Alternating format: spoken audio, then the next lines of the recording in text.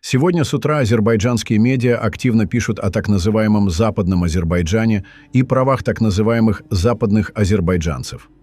Эта тема как минимум абсурдна, а как максимум провокационна. Наряду с другими претензиями, изменения в Конституции, Минская группа ОБСЕ и так далее, Азербайджан использует ее для затягивания мирных переговоров и возможного заключения мирного договора с Арменией. Любопытно наблюдать, сколько ресурсов он тратит на этот проект. Создается впечатление, что масштабное финансирование подобных инициатив – часть известной азербайджанской коррупции. Однако здесь коррупция скорее вторична, а главная цель – усиление давления на Армению. Если ответить на этот абсурд кратко, то, во-первых, Армения – суверенное государство и сама решает, кого впускать на свою территорию. Во-вторых, если Азербайджан действительно хочет показать благие намерения, пусть сначала признает этнические чистки в Баку, Сумгаите, Нагорном Карабахе и других местах, начнет выплачивать компенсации пострадавшим и обеспечит безопасность возвращения тех, кто желает вернуться. Только тогда можно будет говорить о каких-то правах азербайджанцев, когда-то живших на территории Армении. По этому поводу испанский депутат Джон Иньяриту сделал ряд жестких заявлений. Азербайджан активно продвигает нарратив так называемого «западного Азербайджана», стремясь переписать историю, оправдать этническую чистку армян в Нагорном Карабахе и подготовить почву для возможной оккупации новых территорий Армении. Об этом заявил депутат парламента Испании Джон Иньяриту. По его словам, эта пропагандистская кампания направлена на оказание дипломатического и политического давления на Евросоюз. Азербайджан использует этот нарратив, чтобы повлиять на ЕС и продвинуть свои интересы, часто опираясь на энергетические сделки, отметил он. Кроме того, Баку ведет информационную атаку против миссии ЕС в Армении, стремясь ослабить ее влияние. Иньяриту подчеркнул, что миссия не отдает предпочтения ни одной из сторон. Ее цель – мониторинг ситуации, предотвращение конфликтов и содействие миру.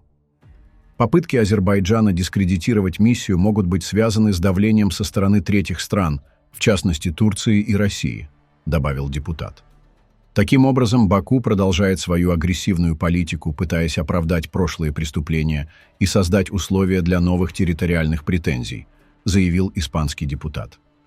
В свою очередь, глава миссии ЕС в Армении Маркус Риттер в интервью общественному телевидению заявил, что самым безопасным участком армяно-азербайджанской границы является демаркированная зона. За время работы миссия провела около 4700 патрулирований, и после ее прибытия число инцидентов значительно снизилось. Хотя это не только заслуга миссии ЕС, но миссия играет важную роль в обеспечении стабильности. Решение о продолжении миссии подтверждает ее эффективность. Оно стало возможным благодаря поддержке Армении и 27 стран ЕС. Люди на местах сами выражали беспокойство по поводу возможного ухода наблюдателей. Миссия ЕС не занимается разведывательной деятельностью и не помогает ни одной из сторон в подготовке к эскалации. Напротив, присутствие миссии направлено на ее предотвращение. Иногда с азербайджанской стороны в адрес миссии слышны выкрики, но наблюдатели продолжают свою работу открыто, фиксируя ситуацию на границе для объективного сравнения. Миссия еженедельно отправляет доклады в Брюссель, а также готовит месячные и шестимесячные отчеты. В случае инцидентов направляются специальные доклады, как это было в сентябре-октябре. В настоящее время обстановка остается стабильной, и миссия не видит признаков эскалации, несмотря на фортификационные работы с обеих сторон. Оборонительные сооружения не являются угрозой, но возможное скопление войск или техники будет вызывать тревогу. По всей границе есть боевые посты, но наиболее безопасным остается демаркированный участок, где вместо военных патрулируют пограничники. Сейчас миссия ведет патрулирование 7 дней в неделю, продолжая следить за ситуацией и способствовать миру, подытожил глава миссии ЕС Маркус Риттер. Мир меняется, ключевые события и их влияние на Армению. Пока в Армении сохраняется относительное спокойствие, в мире происходят события, которые могут изменить глобальный порядок. Администрация Дональда Трампа на ближайшие 4 года формирует новую повестку. Республиканцы делают ставку на традиционные ценности и укрепление позиций США на мировой арене. Противостояние России и Украины стало частью глобального геополитического противостояния. США стремятся завершить войну в Украине, исходя из собственных стратегических приоритетов. В Сирии сталкиваются интересы крупных игроков. Турция пытается расширить влияние, но сталкивается с противодействием США и Израиля. Россия ослаблена войной в Украине и не может полноценно участвовать в этих процессах. На фоне этих изменений Армении важно сохранять стабильность, использовать каждую возможность для укрепления страны и двигаться вперед.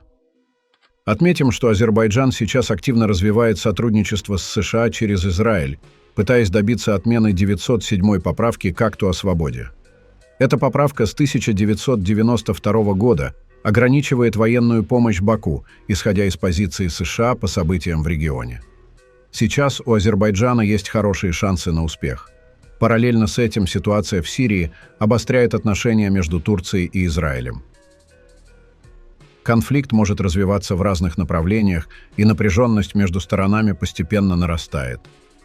Интересный момент связан с пересмотром дипломатического статуса Турции.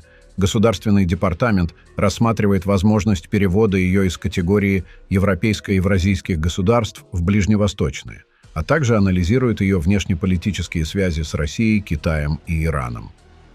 В Европе тоже происходят серьезные изменения. ЕС ускоренно формирует новый военный блок, который строится на принципах, отличных от НАТО. Это создает возможность выбора для некоторых стран региона. На этом фоне складывается необычная ситуация. Азербайджан может укрепить сотрудничество с США и Израилем, а Турция, напротив, сблизится с новым военным союзом Европы. Особенно если учесть, что Германия уже активно поддерживает ее возможное участие.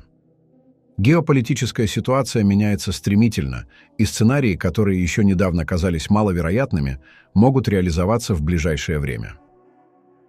Армения должна вести очень сбалансированную политику, и у нее есть большие шансы через Францию попасть в этот новый европейский военный блок, поскольку там не будут те правила и каноны, которые существовали в НАТО и не позволяли некоторым странам вступить в альянс.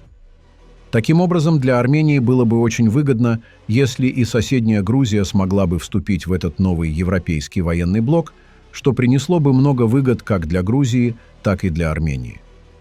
Я считаю, что у Армении большие шансы вступить в этот альянс, поскольку Франция во главе с Макроном, скорее всего, защитит братскую Армению от таких враждебных стран, как Россия и Азербайджан.